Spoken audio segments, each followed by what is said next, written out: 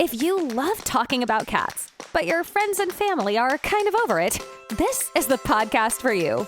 Join your hosts, Danielle Stray Woolley and Elizabeth Calico Gearhart, on the Jersey Podcats, where everyday cat lovers share funny stories, challenging situations, and ask their questions about cats. All right, let's get right into this episode. Hi, everybody. My name is Danielle Woolley. And I'm Elizabeth Gearhart, and we're the Jersey Podcats. So even though Danielle and I are the Jersey Podcats, we talk to podcasters from all over the place, right? Podcast casters. I dare you to say that 10 times fast. I know, right? So we do have a guest for later today that Danielle met. Yep, we met through Instagram. We're going to kind of leave her in the wings for a moment because we have a couple of things to catch up with you guys on. So first off, a little bit of a Max update. So Max is doing much better. I may have found part of the secret. I told the vet I felt like it was an allergy, so I'm giving him Zyrtec, but you have to be careful how much you give him. You have to do it under a vet's supervision, and I have to crush it up and put it in lysine and stick it on his mouth. But what I think is really helping, because I quit doing this because I thought it gave him diarrhea, but then I started doing it again and he seems to be getting better and better. This is ridiculous. I started putting a probiotic on his food and he loves it. Yeah. And that was when I talked Even Pam shaking her head. Mm-hmm. Yeah. When I talked to Julie Hurt, the cat communicator, she said his tummy was upset. And they had said at the vet, we can give you a probiotic. And they never gave me a probiotic. So I went to Pet Supplies Plus and found one that was like vet quality probiotic made by a mainstream brand. And I think that that's helping a lot too. So he's getting better. And that's great. Yeah. So Danielle, we decided that we were each going to tell a joke. Yes. And actually, to just fill everybody in, Elizabeth said, I want to ask what your favorite joke is. And then I immediately started like sweating because anytime anybody asks me my favorite anything, I'm like, oh my God, I don't know. How do I pick? And it's so funny because I do have favorite things, but just if you ask me if I have a favorite thing, I can't tell you my favorite thing. I don't know if anybody has any clue what I'm saying right now, but it's a thing. I do, however, love all jokes. The dumber, the better. Like stupid jokes, knock jokes, they call them like dad jokes are my favorite, to the point where like when my nieces and nephews were younger, like I used to be like, come on guys, let's talk, do really silly jokes. And I actually got my nephew a joke book. So long story medium is when she asked me to come up with my favorite joke, I asked my nephew to give me one. So are you ready for it? Yeah. Okay. Why doesn't anyone play poker in the jungle? Poker in the jungle. I give up. I don't know. Because there's a bunch of cheetahs.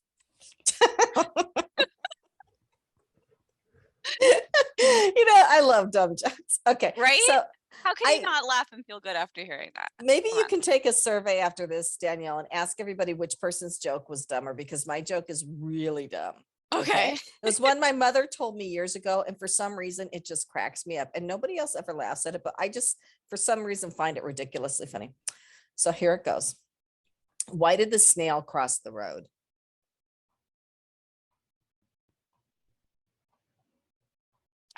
I'm not even coming up with a dumb answer for that one. What do you got? Because it was stuck to the chicken. Oh, come on. That was terrible. I know, right? I love that joke though. So anyway, but there are some really funny jokes. Richard and I, my husband Richard, that was another thing. Danielle got feedback. They want to hear more about the men who would put up with us or married to. They just said they wanted to hear more about the men behind Danielle and Elizabeth, or Stray and Calico. We were going by those names. So I thought that was interesting. And for those who don't know, we actually have a survey out right now. That's what we're talking about, because we want to make sure that the content we're creating and the guests that we're bringing to you guys are what you guys want to hear. So it was very interesting to get the type of feedback that we did. It's very helpful. So we thought maybe we would talk about how we met our husbands. Do you want to do that today, Danielle? Yeah, we could save it for another day. Okay, so we will talk about that. But so my only because I'm excited to talk to Pam. Yeah, my husband Richard and I were watching this guy on, I think it was Netflix or something, this comedian, and a couple of his things were funny, but he was so nasty and mean. It's like, I Really? don't like that kind of comedy. Hmm. Yeah, very misogynistic. And I was just like, ew, these people exist. But some of the stuff he said was kind of funny, but it was so gross. And he was saying stuff about his wife, and he's like, oh yeah, my in-laws are watching right now. And I'm just like, I hope not, you jerk. Oh But gosh. anyway, I won't be watching him again. But I do like comedy and I do like good jokes. I do So too. And we actually were very lucky that there's a group local to us, or not a group, but just it's called Applejack's Comedy. It's based out of Keensburg, New Jersey. There's a guy who's been doing comedy at a local like bar slash restaurant for many, many years. And he loves giving back to the community. So with the rescue that I volunteer with, he actually lets us go there every couple of months, and he kind of highlights us to bring awareness to cat rescue, and then helps get some donations for us too. So I love comedy. And so that's like the win-win fundraiser for me right there. right. So in that movie, Meet the Parents, with the guy that used to always play the gangsters, what's his name? The older guy. And he's like this big tough guy in Meet the Parents. And then he has Is it the Robert cat. De Niro? Yes, Robert De Niro thing. Okay. And then he has the cat Bootsy. He has a little song about Bootsy. Yeah. And I think that's I what love makes that. his role for sure in that movie. Yeah, having Yeah. the cat. And I know I mentioned on one of the more recent episodes about how I've been watching oh my gosh, with Nathan Fillion.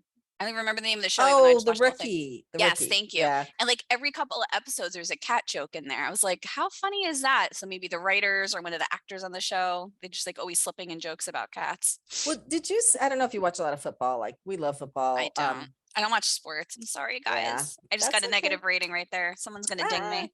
But there was a time when the football players, when they were being interviewed, they were slipping meow in.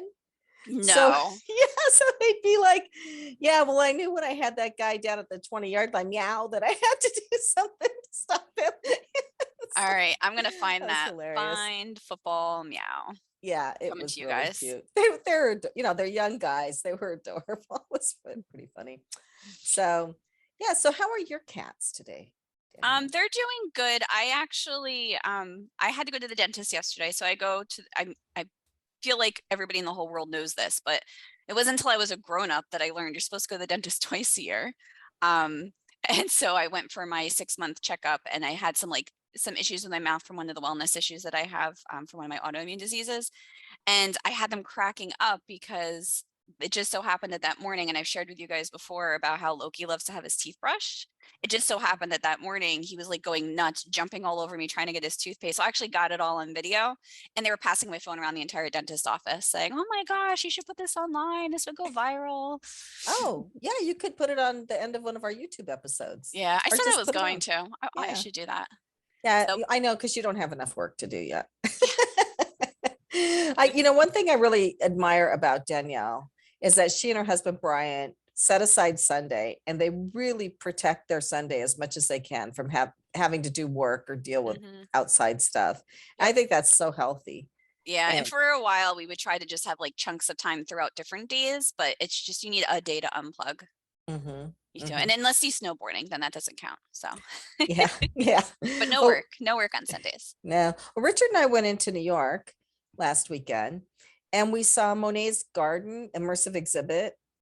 And it was really cool. So you go into this, you look, and there's like some little like playhouse things that you can walk through and take pictures. But then you go to this film, and you're in this room, and the film is playing on all the walls around you, Oh, cool. and it's changing. I always wondered what those are like. Like I've seen the pictures and the videos of them online, but I didn't really put together like what is it exactly? It was very cool, and they tell the story of Monet and his life and everything. And they leave out some parts because he was like totally broke, and then suddenly he was buying a house in France. You're like, well, what happened in between? But no, it was really fun. And then we had champagne brunch, and then after that I was done. It's like a couple glasses of champagne, and then we took an Uber home, and we slept in the Uber on the way Oh back. gosh, that does sound like a pretty fun time. That was a fun Sunday. And then we got up Monday and started it all over again, right? Mm-hmm. And now maybe we could talk to Pam. Sorry, I'm really excited. I would love to talk For to those Pam. who don't know, like I've shared before that I love arts and crafts. When I was growing up, my whole family pretty much, like my grandma, my mom, my aunts and uncles, maybe not my uncles, my aunts and my mom, did crocheting and knitting and stuff. And then I tried teaching myself and I kind of got frustrated with it. So I decided I'd rather just buy other people's crocheted stuff and that works for me. But Elizabeth, if you want to go ahead and, kick things off, we could talk about how we met Pam and why she's here. Sure. And I tried knitting and crocheting and things started out small and got bigger and bigger. I kept adding stitches. So Pam, really? I admire you for being able to do this. And I looked at your website. Your stuff is incredible. So can you tell us a little bit about what you do? Sure. I have designed some cat calming blankets to help all sorts of cats out there to just help de-stress themselves. Well, and I didn't know Yeah. what those were. So I asked Danielle, I said, so do you wrap them up? And she's like, no. So how do they use the blankets? Well, some cats, just like with mine, they just love just laying on top of them and they just relax, just instantly relaxing on them. And some just want to be under them, like mine. And also I purposely do the holes so that if any cats need some kind of injection, you can just wrap them up in it and be able to inject inside one of those holes. Mm. And then you can also use these blankets to make them into burritos to help clip their nails if you need to. And just to repeat that for you all, she said a burrito, Ah. which is a kitty burrito, if you didn't know. Yeah, they don't like getting their claws clipped. And Max, we've talked about this. He's polydactyl, so he has extra toenails. The vet told me they were going to charge me extra for clipping his nails. Oh, gosh. They were just joking. I was like, wait a minute. I know. You almost had me. How did you get into doing the blankets? What made you think about that and start it?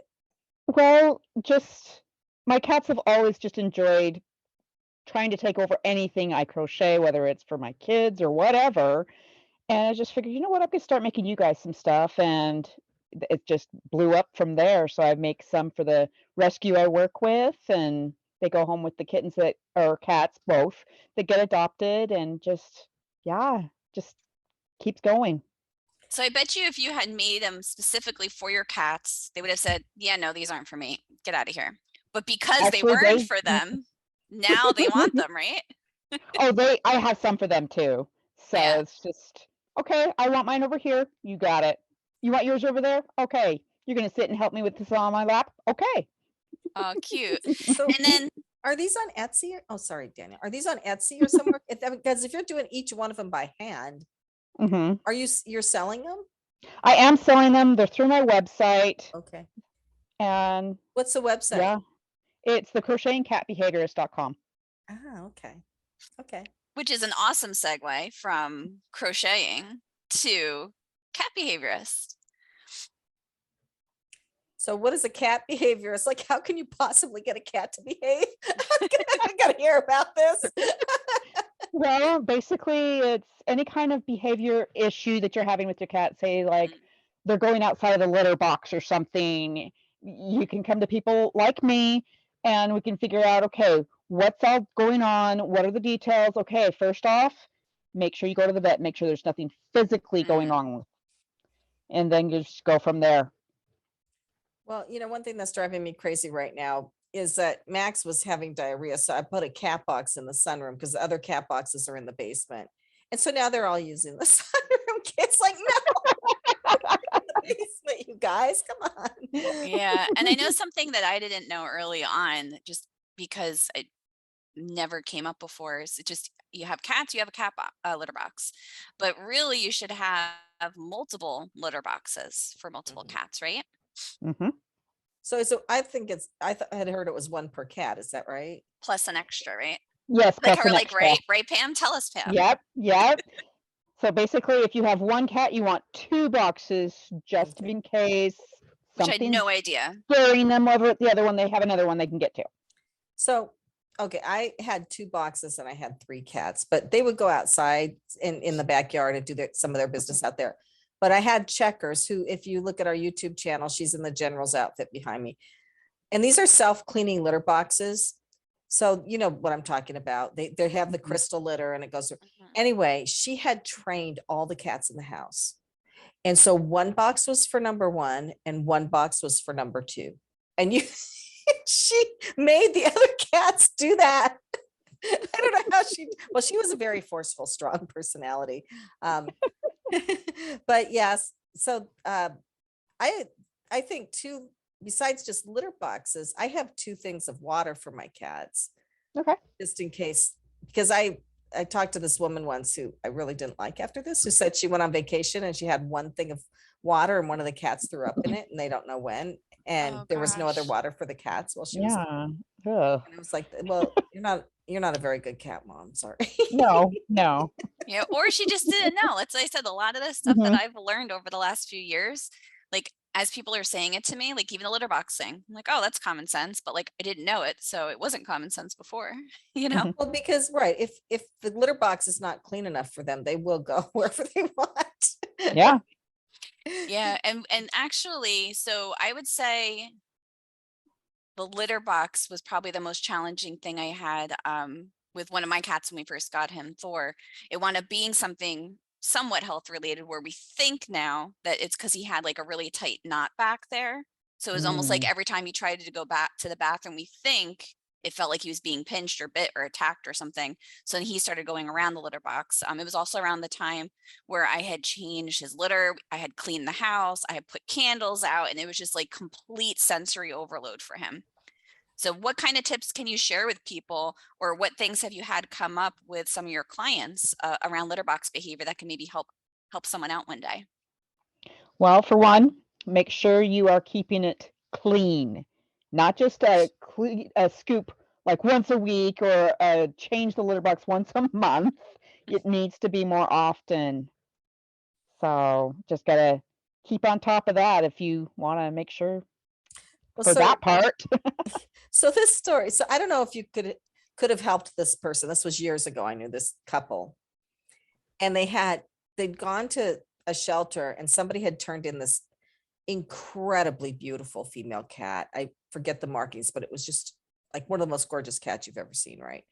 And so they brought it home, and the cat started going into bed and peeing on his head. Oh my gosh. And they went to a cat behaviorist, a psychologist, and they said, well, we think it's separation anxiety. And they could never break the cat of that habit. So they had to they gave it up. Like, oh, wow. I would have figured out a way. Yeah. So, so what would you have done with that, Pam? Well, first off, it seems like it could have been something very stressful. So just work on getting her calmed down, and just, if we need to have more litter boxes somewhere, or, just finding out what all is going on that is causing the stress, and let's figure it out. Yeah, I don't think they had somebody as good as you helping them with the cat. But yeah, my cats, for the most part, knock on wood, don't seem like they're that stressed. I mean, they were stressed when I brought Max in because it was a new cat, but it was summertime and they were out chasing butterflies and running around the yard and getting little rodents and stuff. And so they were distracted. And he wanted to play with Mercutio, who you can see behind me on YouTube, is the like little Lloyd Fauntleroy kind of outfit. My kids picked out these outfits for these cats behind me. They're adorable. Yeah, but Mercutio didn't really want to play with him. Then he started playing with him a little bit, but now Max's face is all kind of scabby. It's getting a lot better. So Mercutio's kind of like, ew.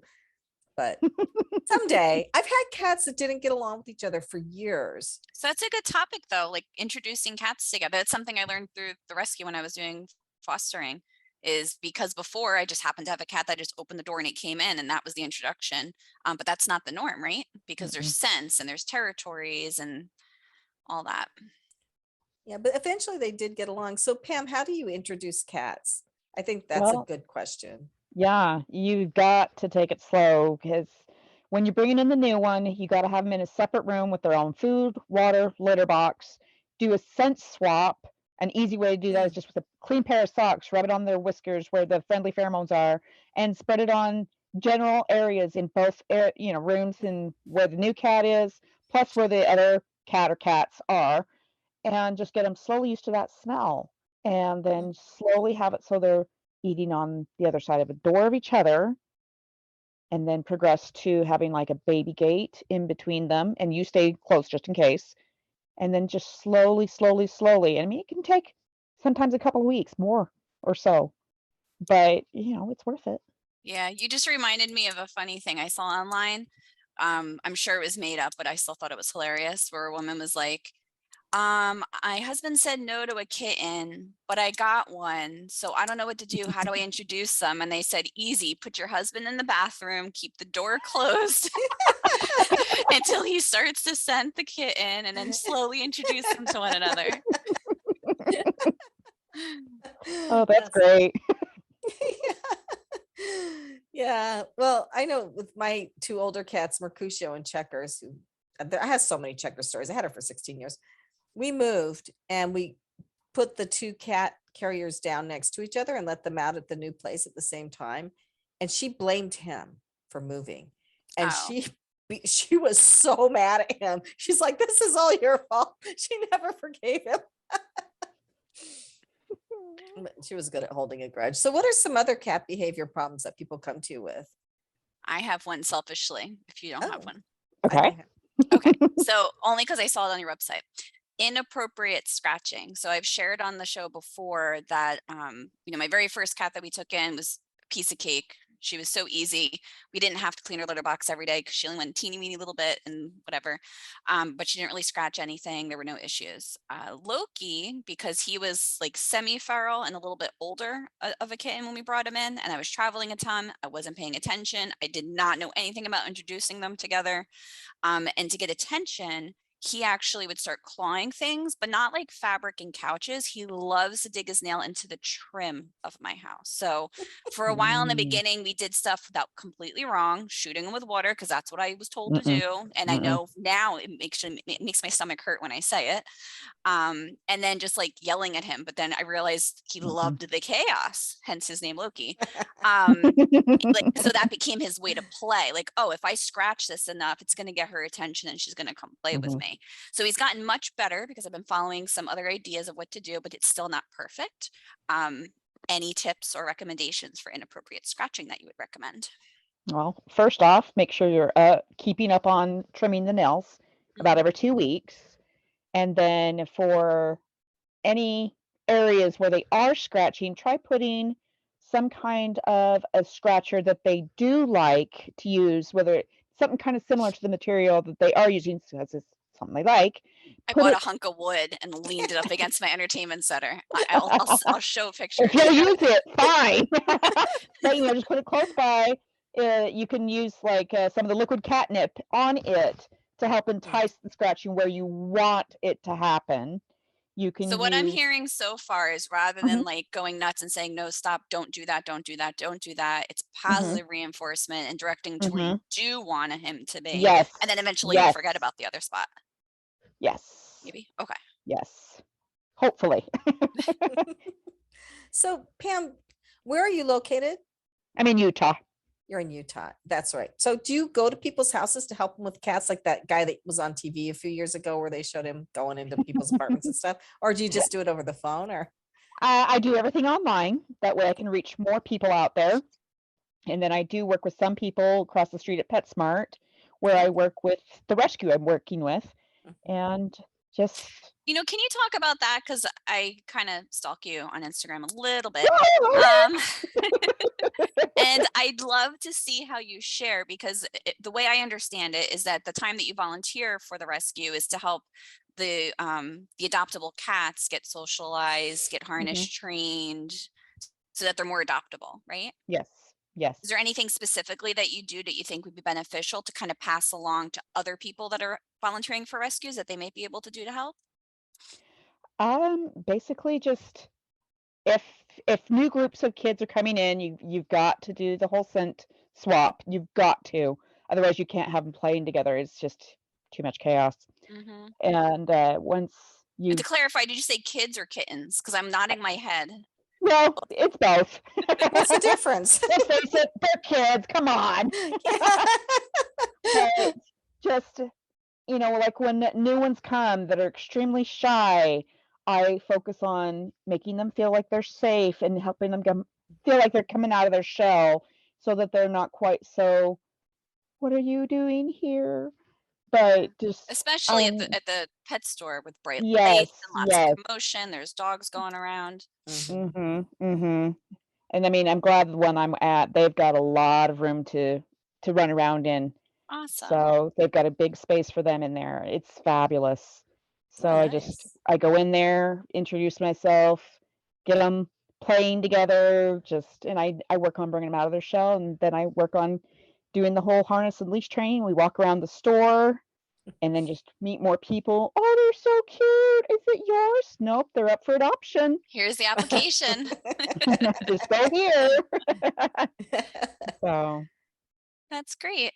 Is there any other tips you can think of that would be beneficial for adopters on how they can be better and more responsible pet owners? well, just making sure that you know their needs.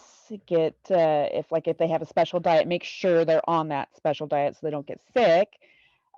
Just if they're shy still, just work slow. It just takes time, and then they will eventually be feeling comfortable enough to come to you and say, "Hi, I'm your new friend."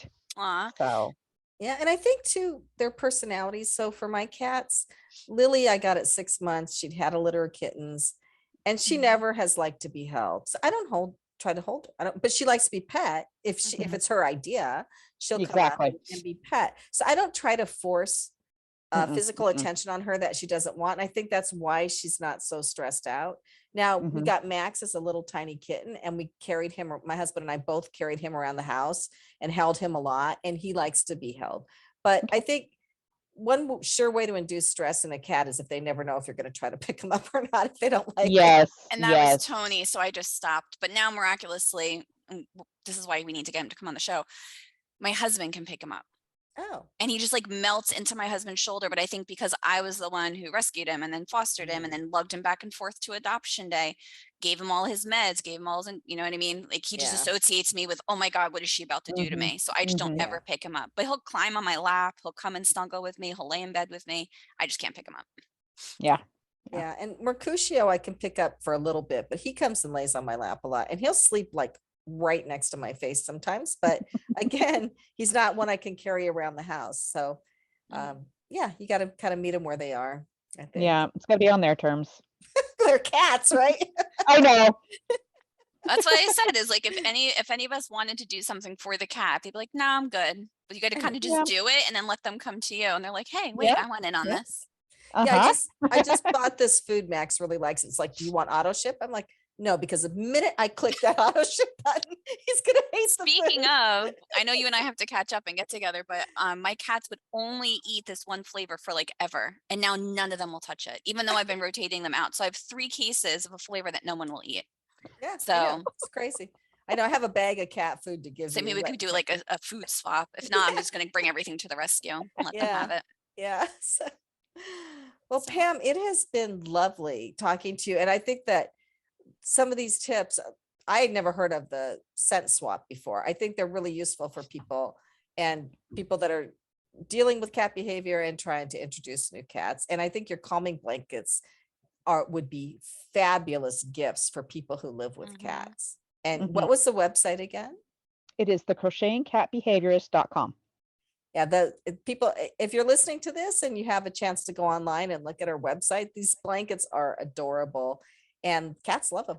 So great. Well, thank you so much for being with us. Well, thank you. And I hope you have a great rest of your day. Thanks You too. you guys for listening in. Anything else you guys want to do before we wrap up? No? Thanks. All right. Thanks, everyone. Take care. Thanks so much for listening. Let's keep the conversation going. Give this podcast a rating so other cat lovers can find it. Connect with the Jersey Podcats on social media or visit thejerseypodcats.com and leave a message sharing a story or question about cats. Thanks again for joining us, and we'll catch you in the next episode.